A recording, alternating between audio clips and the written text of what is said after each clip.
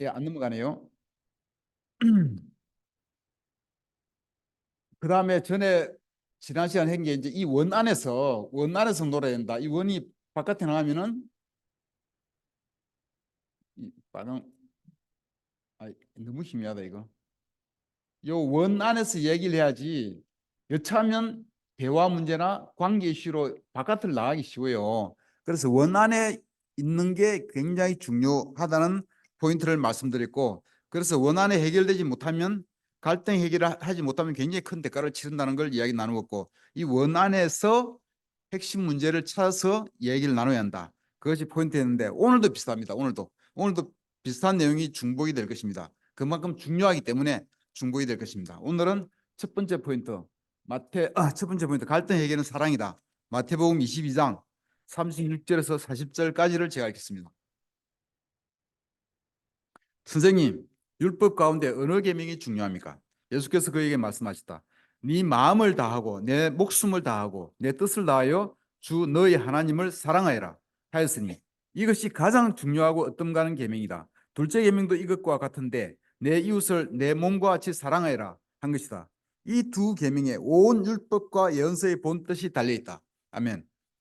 이 말씀은 율법 가운데 성경 말씀 가운데에서 가장 중요한 첫 번째, 두 번째 계명이 이거란 얘기죠. 이 두 계명의 율법과 예언서의 모든 뜻이 본 뜻이 달려 있다고 하니까 어, 우리가 추구하는 삶이 바로 이 말씀이라는 얘기입니다. 하나님을 사랑하고 사람들을 사랑하는 삶이 우리가 성경 말씀을 따라 살면서 이 삶을 추구하는 거예요. 성경 공부를 하는 이유는 이 말씀을 이루기 위해서 공부하는 거예요.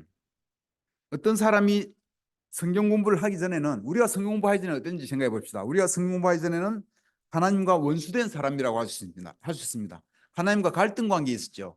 왜? 하나님은 성경 말씀을 가르쳤는데 우리는 죄를 더 따랐잖아요. 이 갈등 관계에 있었던 거예요. 그렇게 하나님의 원수된 입장에 있다가 성경 공부를 통해서 하나님을 알 수가 있고 말씀을 배울 수 있고 사랑할 수가 있고 하나님의 자녀가 될 수 있는 그동안 살았던 삶과는 완전히 다른 삶을 살 수가 있는 것입니다. 이것이 성경 공부의 목적인 거죠. 그리고 하나님을 사랑하게 되면은 다른 사람을 사랑하게 됩니다. 왜냐하면 하나님이 그것을 가르치기 때문입니다. 또한 하나님이 우리를 사랑하신다면 우리도 자신을 사랑할 줄을 알아야 되는 거예요. 이것이 정말 중요한 포인트입니다. 많은 사람이 자신을 사랑하는 것을 잘 할 줄 모르는 경우가 많습니다. 자신을 사랑할 줄 모르면 이웃도 사랑할 줄 몰라요.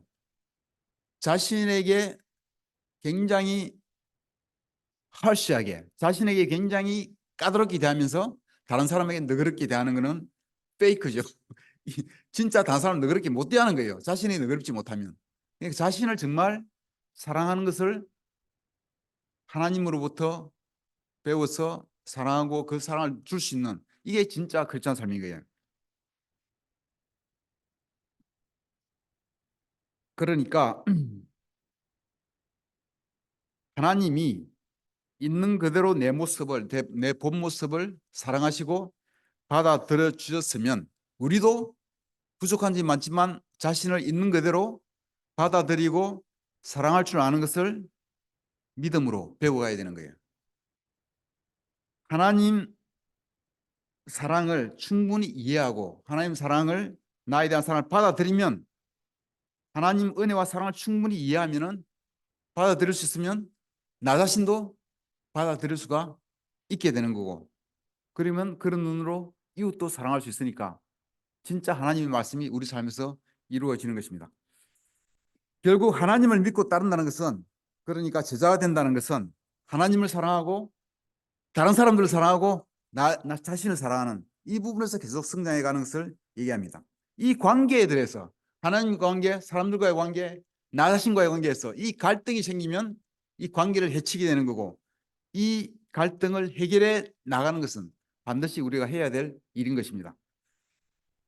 하나님과의 관계, 다른 사람들과의 관계, 자신과의 관계 이것을 잘 만들어가는 것이 우리 삶인 것입니다.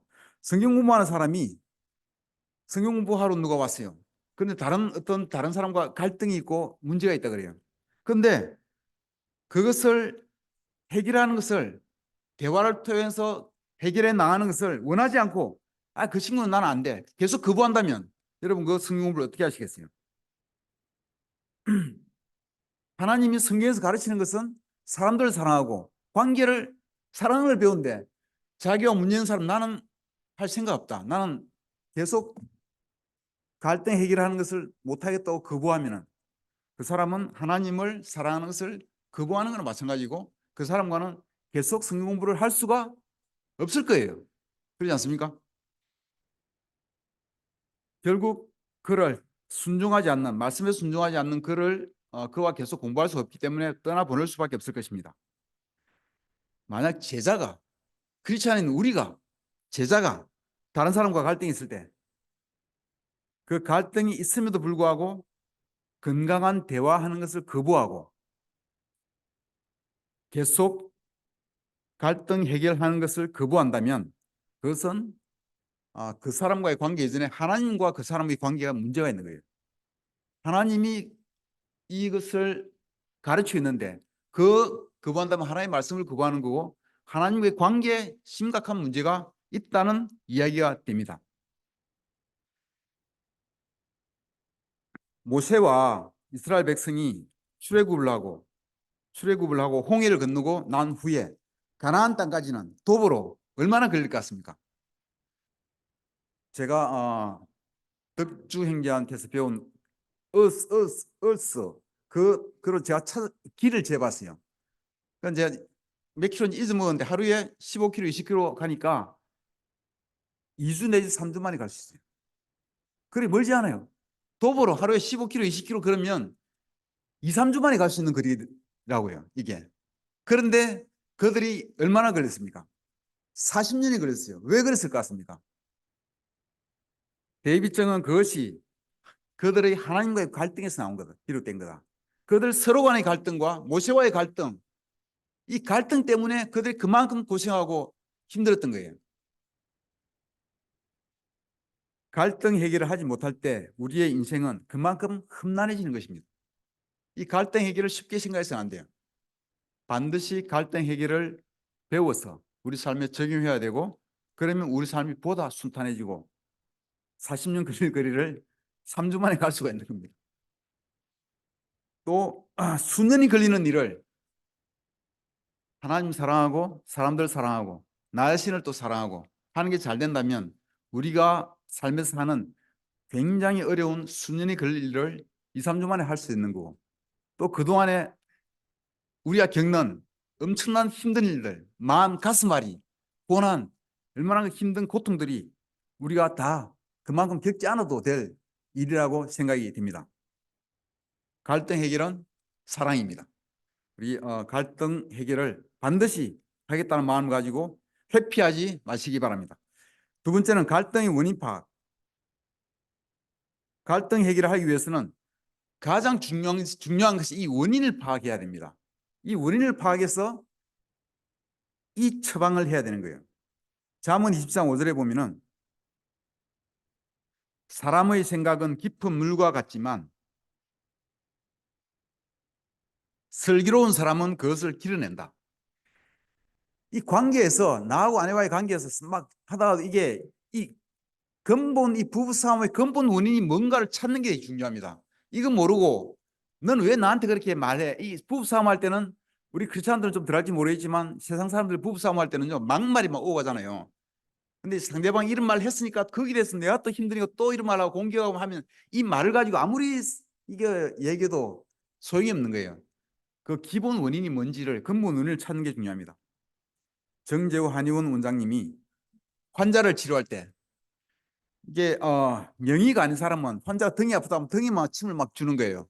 그렇지만 우리 정재우 한의원 원장님처럼 명의는 이 아프다는 데만 하는 게 아니라 이 근본 원인이 뭘까 찾아가지고 이 위장의 문제구나 찾아내서 그 위장의 핵심을 딱 찔러서 등을 낫게 하는 그게 진짜 명의잖아요. 근본 원인을 찾는 거예요.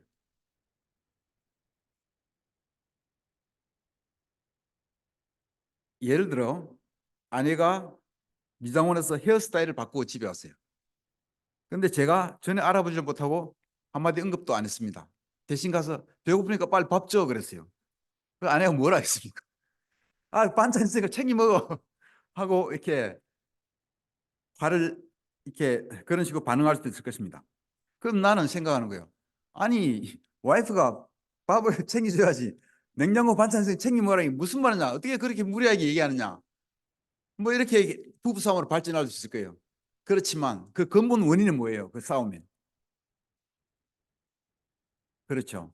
그 헤어스타일이 바뀐 것도 별로 관심 있게 보지 못하는 그게 발단이잖아요.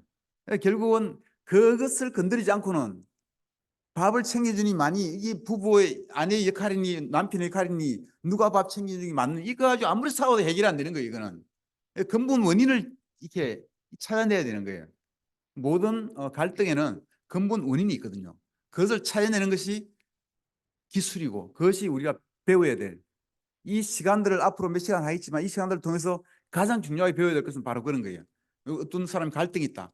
이 원인이 뭘까? 그것을 찾아내는 게 우리가 할 일인 것입니다. 갈등의 원인에는 수없이 많이 있겠지만 자주 일어나는 공통적인 몇 가지를 뽑아 봅니다. 갈등의 원인. 첫째, 이런 것들이 있어요. 서로 다른 과제나 목적, 서로 다른 역할, 서로 다른 가치관, 서로 다른 상황, 뭐 이런 것들이 쭉 있습니다. 이 갈등의 원인을 파악하기 위해서는 우리가 짐작해서 할 수는 없잖아요. 상대 질문을 하는 게 중요해요. 질문을 통해서 아까 물을 길어내듯이 그 사람 마음 속에 있는 깊은 것을 알아내는 게 중요합니다. 그래서는 그렇기 위해서는 질문을 잘해야 됩니다. 예를 들어서 밥과 메리라는 부부는 여행을 가기로 결정을 하고 짐을 준비합니다. 날짜를 정해두고. 근데 밥은 하루 전에 짐을 쌀 거라 생각하고 뭐 늦추고 있어요. 그냥 하루 전까지는. 그런데 메리는 3일 전부터 3일 전에 패킹을 완성해야 된다 생각하고 그 전부터 이렇게 준비를 하고 싸우고 있는 거예요. 근데 아내가 메리가 준비하지 않는 남편 밥에게 한마디 합니다. 왜 미리 짐을 사지 않고 그렇게 아무 생각 없이 그렇게 있느냐고 그렇게 얘기합니다. 밥은 대꾸합니다. 나는 하루 전에 살 거야. 내가 알아서 할 테니까 걱정하지 마. 너는 왜 그렇게 일찍부터 서두르는 거니? 쓸데없이 이런 식으로 반응을 하고 그럼 또 긴장감이 높아하고 부부싸움으로 확산될 수가 있을 것입니다. 그러다 보면 너는 참 너무 게을러. 왜 준비성이 그렇게 없냐? 이런 식으로 발전할 수 있고 사람을 판단하게 되는 거죠. 그럼 너는 참 너무 민감해. 뭘 그렇게 서두르니? 참 너는 참 그렇다. 뭐 이런 식으로 이야기할 수 있을 거예요. 이 경우 갈등의 원인이 뭘까요? 예, 서로 다른 어떤 목적도 될 거고 그런 게 될 거예요. 그 이제 이럴 때는 이제 상대방의 한 말을 꼬투리 삼아 판단하고 그래서 또 공격하고 하면 이게 또 원 밖으로 나와버리는 거죠. 원내 갈등이 뭘까를 서로 질문을 통해서 이렇게 물어볼 수 있을 거예요. 남편한테 당신은 미리 사두면 좋을 텐데 지금 안 사두는 이유가 뭐지? 이거 왜 그런지 좀 알고 싶다고 물어보고 남편은 또 하루 전에 사면 되는데 왜 당신은 왜 이렇게 서두르는 이유가 있니? 왜 뭐 걱정되는 게 있니? 하고 이렇게 서로 질문을 통해서 물어보면 이게 답이 나올 수 있다는 얘기죠. 그래서 질문을 한참 하다 보니 대화를 한참 하다 보니까 결론은 밥은 칫솔이 하나밖에 없다는 거예요. 다 사버리면 나머지 3일간은 이빨을 못 닦는다. 그래서 나는 마지막 날 싸겠다는 거고 보니까 메리는 칫솔이 3개나 있어가 싸도 2개나 있기 때문에 걱정 근본 원인은 칫솔이었던 거예요. 이게. 예를 들면 그럴 수 있다는 얘기입니다. 또 서로 이제 역할에 대한 인식이 다른 경우 남편 밥은 부산 출신이라서 남자는 주방에 들어가서는 안 된다고 배웠고 그렇게 자랐습니다. 그 메리는 서울 출신이라서 뭐 서울 출신이라서 남편이 주방 일을 옆에 와서 같이 도와주면서 이렇게 같이 준비하는 건 아름다운 그림을 늘 생각하면서 이렇게 자랐거든요. 그런데 남편이 도와주려고 결혼하고 나서 그러면 갈등이 생길 소지가 많이 있는 거예요. 그 아내는 생각할 거예요. 당신은 왜 나를 도와주지 않는 거야? 그렇게 얘기할 수 있을 겁니다. 당신은 왜 나를 도와주지 않는 거야? 당신은 나를 사랑하지 않는 것 같아. 하고 이런 식으로 판단할 수 있고 막 나올 수 있는 거예요. 반대로 남편은 아내한테 그 정도 부엌일은 당신이 알아서 해야지. 그것도 못하면 뭐 너무 게으른 거지. 뭐 이런 식으로 또 판단하고 당신 나한테 요구하는 게 너무 많아. 내가 밖에 그렇게 열심히 직장이라도 들어오는데 와서 부엌일까지 하라는 말이야? 이런 식으로 너무 요구가 많아 하고 또 판단하고 야단을 칠 수 있는 거예요.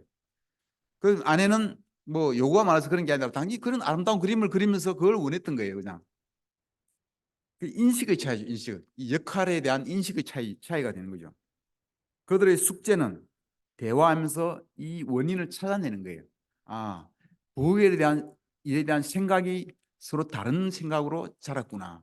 그런 가지고 있구나 하고 이제 찾아내면은 그 다음에는 조정하기가 좀 쉬울 것입니다. 또 교회에서 목사의 역할에 대해서 또 생각의 차이가 있을 수 있습니다. 목사는 이런 생각입니다. 교회 문제의 모든 해결책은 내가 제공해야 돼.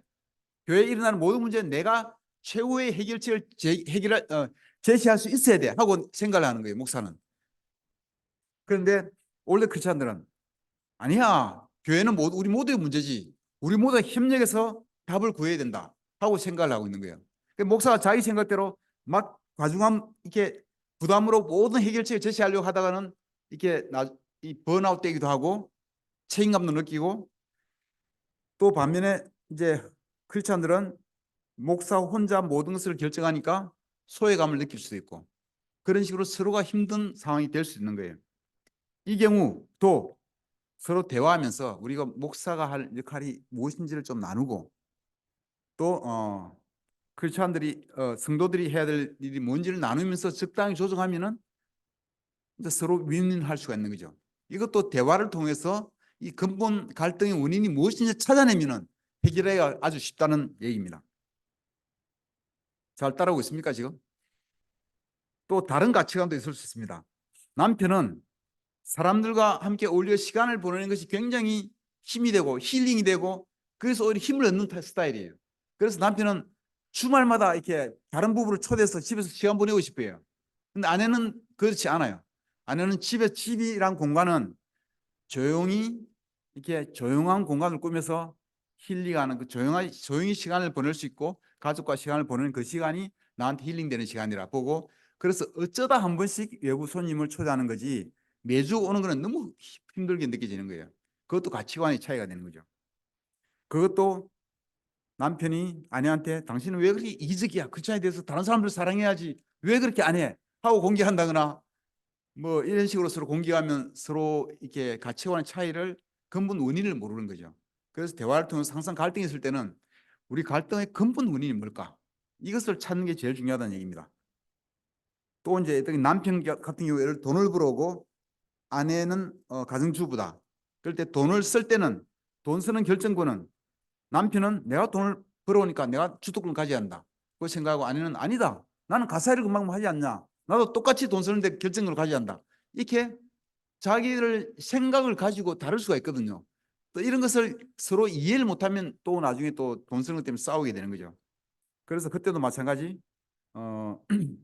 서로의 근본 원인 차이를 이해하는 게 중요할 것입니다. KTT도 있지만 한국 교회에서 전체 교회 미팅을 한다. 그러면 큰 교회는 우리가 큰 교회니까 사람이 훨씬 많으니까 우리 발언권을 훨씬 크게 가져야 한다. 그 조그만 교회는 조그만 교회대로 무슨 말이냐? 세계 정상회담 하는 거 봐라. 아무리 작은 나라도 똑같이 한 명 대통령 아니냐? 우리도 똑같은 발언권을 가져야 한다 하고 생각하는 사람이 있을 수 있단 말이에요.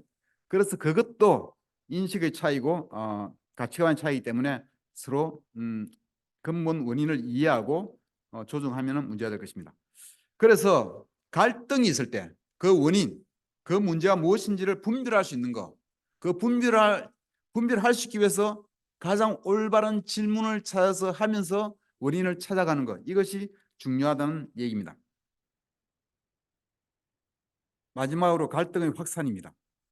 갈등의 확산. 갈등의 확산 단계는 첫째는 이슈의 해결.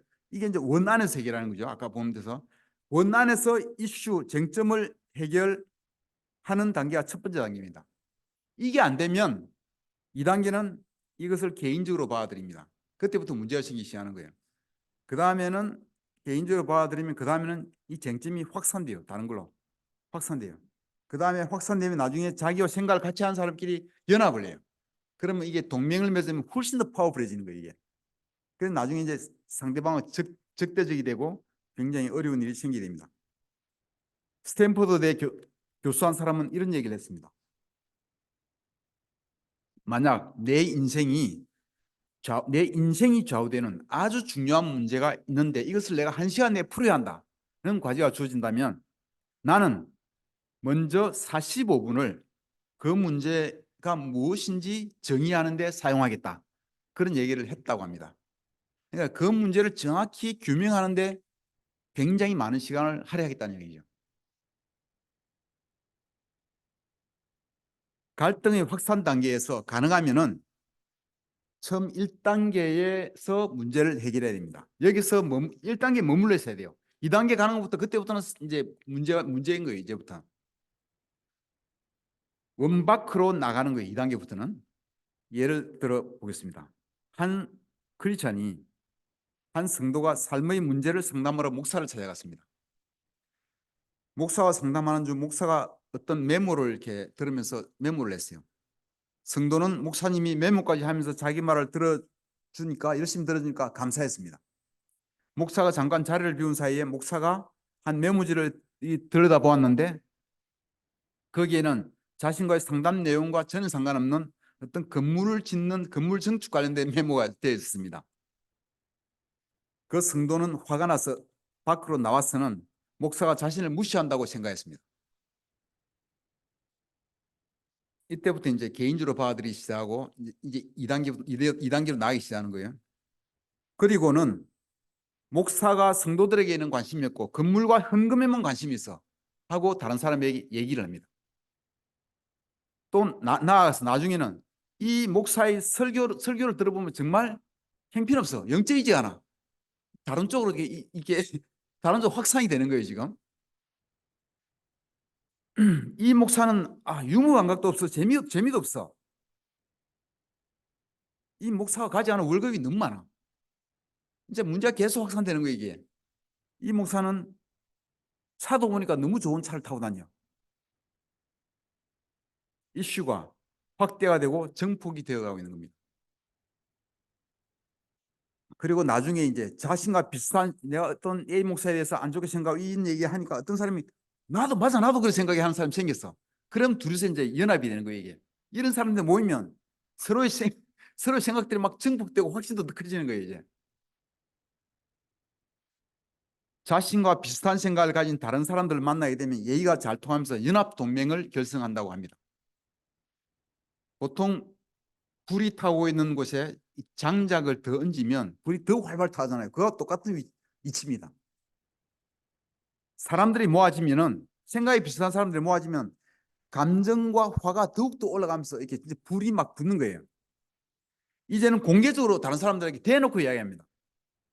악담을 하고 어떤 데는 심한 폭력적이 되고 막 적대적이 되어서 이제 더 이상 제어가 안 될 정도로 이렇게 타오르는 거예요. 그것이 갈등의 확산이 그런 식으로 되는 겁니다. 이렇게 적개심이 올라가면 다른 사람이 올바른 얘기를 해줘도 그때부터는 올바른 얘기를 해주는 사람이 적이 돼버립니다. 이 사람은 적으로 삼으면 공격합니다. 이제 더 이상 올바른 소리를 듣는 것을 듣기를 멈추고 모든 올바른 소리를 거부합니다. 자기 생각과 맞지 않는 것좀 다 거부해버리는 거예요. 받아들여지지 않아요. 성경 말씀을 보여줘도 소용없고 그들의 잘못을 명확하게 알려주더라도 받아들여지지 않습니다. 그 사람들을 오히려 공격하게 되고 적대감이 극치에 다다르게 됩니다. 처음에는 그들이 목사에 대한 피해자로 그가 피해자 볼 수 있지만 이제는 그가 공격자가 되고 다른 사람이 피해자가 되는 거예요. 이 정도까지 가버리면 이제 갈등을 원만하게 해결할 수 있는 방법은 거의 없어지게 됩니다. 통제가 불가능하니까요. 처음 목사와 성도의 상담 시 건물과 관련된 왜 그런 매물을 하고 있었는지 그 부분에 대한 이야기를 하면서 그것을 원안에 두고 거기에 대한 마음을 이야기하고 목사와 1대1로 이야기를 했더라면 목사가 진짜 사과를 하든지 또 오해가 있으면 풀어주든지 뭔가 이야기가 진행될 수 있고 그 원한에서 해결할 수 있었는데 혼자 개인적으로 이 목사는 정말 나한테 관심이 없어. 받아들이면서 이게 점차 확산돼 가지고 그렇게 문제가 갈등이 확산되는 거예요. 이것과 성격은 좀 다를 수 있지만 이스라엘 백성들이 갈등 때문에 40년이 2, 3주 만에 갈 수 있는 거를 40년 걸린 거나 별 다를 바 없는 거예요. 갈등은 그만큼 무서운 거예요. 한 자매가 예배 시간에 늦게 왔습니다. 다른 자매가 그 자매가 좀 자주 늦게 오는 것을 보고 그 자매에게 문제를 제기했습니다. 예배 시간에 자주 늦게 오는 것은 격려가 되지 않고 다른 사람들이 볼 때 본도 되지 않는 것 같다. 좀 일찍 오면 좋겠다. 예배 시간 하나님을 만나러 오는 시간인데 좀 일찍 와야 되지 않겠느냐고 충고를 해줬습니다. 지각한 자매는 기분 좋지 않았습니다. 아니야, 어쩌다 오늘 처음 늦게 온 거야 하고 얘기했습니다. 그런데 그 충고를 준 자매는 분명히 사실을 팩트를 집어줬습니다. 너 지난주에도 너가 늦게 왔을 때 성찬할 때 왔을 때 너가 나하고 눈이 마주치고 바로 내 옆자리에 앉았잖아. 진실을 밝혀준 거예요. 그때 이제 기분이 안 좋은 늦게 온 자매가 그럼 너는 완벽해? 너는 시간한 적 없어? 이제 원 밖으로 나간 거예요 이제.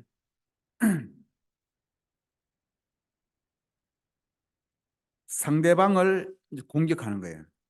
상대방을 공격하고 상대방이 처음에는 늦게 좀 피해자로 볼 수 있는데 상대방을 가해자로 만들어 버리는 거예요. 좀 이따 또 하는 얘기는 너는 예전부터 나를 싫어했었어. 한 번도 나한테 격려 주는데 들은 적이 없어. 너는 항상 나한테 안 좋은 얘기만 했어. 하고 확산을 이슈를 확대를 해버립니다. 지가 그 이슈가 이제 인간을 싫어하는 그분들 싫어하는 아주 큰 문제로 또 확대돼 버린 겁니다. 우리가 원한에 머무는 것을 조심스럽게 하지 않으면 이렇게 되기는 굉장히 쉽습니다. 이때 이 정도 되면은 그때 야, 우리 앉아서 얘기해 보자. 가만히 앉아서 그 얘기하는 걸 공감해서 들어준다거나 겸손히 들어줘서 해결될 단계는 아니에요.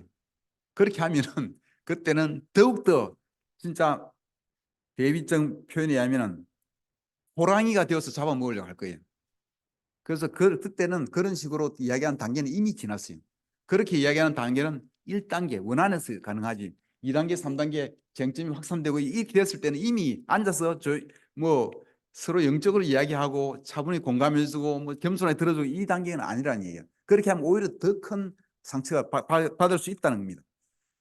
모든 우리가 배우는 대화의 방법은 1단계 내에서의 문제예요. 처음 이슈가 무엇인지 처음 이슈가 무엇인지 그에 덧붙여진 이슈가 무엇인지를 구분해내야 되고 이 뒤에 거는 중요하지 않아요. 전 근본의 이슈를 찾아서 여기에 우리 정재우 원장님처럼 위장에 정확하게 침을 딱 넣을 수 있어야 되는 거예요.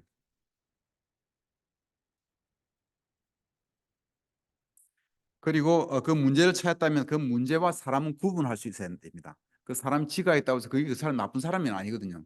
그 지가 할 수 있는 다른 사정이 있을지도 모르고 또 지가 했다고 해도 죄는 미워하되 사람 미워하지 말라고. 그거는 사람은 구분할 수 있어야 되는 거예요. 그게 성숙한 방법, 태도입니다. 자, 1단계에서 문제를 찾아낼 수 없다면 그리고 원안에서 그 말이 원안에서 문제를 해결할 수 없다면 그 2단계로 막 3단계 확산을 할 것 같으면 그 자리에서 떠나서 잠시 거리를 두는 게 필요해요. 잠시 거리를 두는 게 필요합니다. 나중에 다른 시간에 다시 원안에서 만나서 얘기를 하는 게 더 좋아요. 바깥에 나갔는데 거기서 막 치고받고 싸우는 거는 도움이 되지 않는다는 얘기예요. 1단계에 머물면서 2단계로 나아가지 않도록 최선을 다하시기 바랍니다. 마무리하겠습니다. 70년 전쯤에 1950년대에 남아메리카 오지에 선교사로 간 선교사 5명이 원주민들에게 살해를 당했습니다. 그들의 아내들이 3년 뒤가 나중에 다시 선교를 했다 그래요. 선교를 성공적으로 했다 그래요. 그 아내가 책을 하나 썼습니다. 그중 안에 한 명이 그 책에 이런 내용이 있습니다. 이것은 화평하게 하는 자 책에 나오는 인용된 얘기입니다. 화평하게 하는 자는 전에 데이빗 정이 우리한테 소개해준 지난 시간에 소개해준 그 책인데 그 책 내용에 이 인용이 있습니다. 하나님은 하나님이시다. 공의에 대한 내 생각에 납득이 갈 만한 방식으로 행동해 달라고 하나님께 요구한다면 나는 마음의 보좌에서 하나님을 쫓아내는 것이다. 땅의 기초를 놓으시고 그 도량을 정하신 그분은 어디에 경계선이 그어져야 하는지 아신다. 그는 우리가 신뢰하고 순종할 때 필요한 모든 빛을 주신다. 아멘. 하나님과의 갈등에 대해서 이야기하려고 이 책을 잠시 보는 거예요. 우리 삶에 고난이 있을 때 우리는 쉽게 하나님과의 갈등 관계에 있을 수가 있습니다. 하나님과 내가 원 안에서 해결해야 하는 것을 잊지 마시기 바랍니다. 원 밖으로 나가면 정말 위험하게 됩니다. 그 갈등에서 하나님과 멀리 도망간다든지 교회를 나간다든지 교제에서 멀어진다든지 하는 것은 원 밖으로 나가 버리는 것일 수가 있습니다. 그러면 성경 말씀에서는 저주로 연결될 수가 있습니다. 그러나 원 안에서 끝까지 하나님과 씨름하면서 하나님께 매달리고 하나님께 울며 기도하고 매달리고 하나님과 씨름하면서 협상에 성공하면은 하나님 주시는 축복과 연결이 될 수가 있습니다. 하나님과의 관계에서나 우리 서로 간의 관계에서나 원 안에서 갈등을 해결해 나가면서 축복의 통로로 가는 우리 모두가 되기를 바랍니다. 말씀을 마치겠습니다. 감사합니다.